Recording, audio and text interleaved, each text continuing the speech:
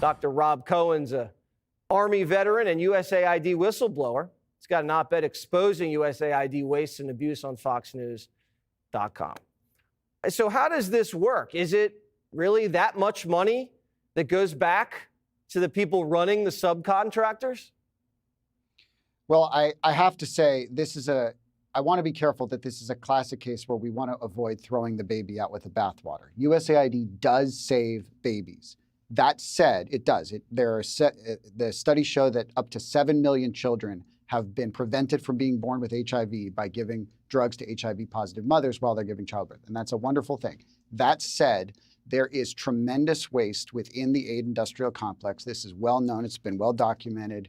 And it's probably not unique to USAID. It's probably true across the federal government, in which most contractors charge overhead that is beyond what any reasonable business would consider appropriate.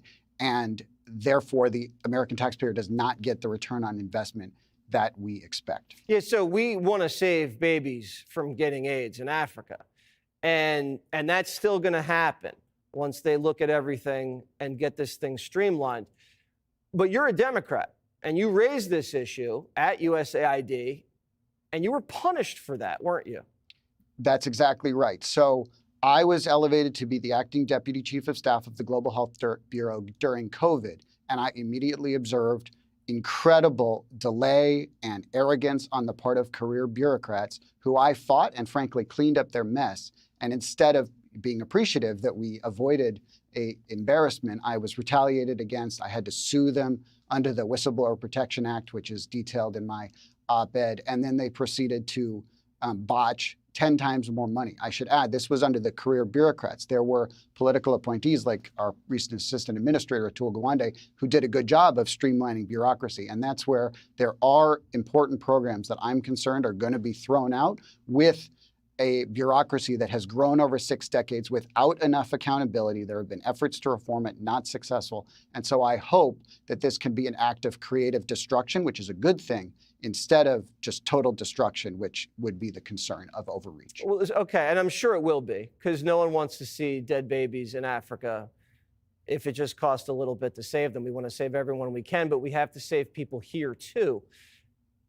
Why aren't Democrats saying, yeah, you caught us, $2 million for sex change surgeries in Guatemala, maybe not the best use of American tax dollars? Why don't they just say that? You'll have to ask them. What I would say is under Republican administrations, agencies can pivot to support those priorities, and under Democratic administrations like the last one, you would see that. I should say those are problematic examples. They're a relatively small amount compared to, say, the efforts to prevent babies from dying. But I will also say there were other programs like the Global Health Supply Chain Program that was audited for incredible waste and corruption. You're saying all these things about these babies, and I want to believe you, but then when you look at the numbers, only 10% gets to the babies. The rest of it just goes to salaries. How do you justify that? I don't, and that's where reform is needed. At USAID, it's great to start there, and I think across the federal government, there are many government contractors that are taking far more of an overhead than is appropriate, and it is, everybody knows this within foreign aid, and it needs to be reformed, and I'm glad it's being approached. All right, well, thank you very much. Have a great weekend. We'll cover USAID more, I'm sure, next week.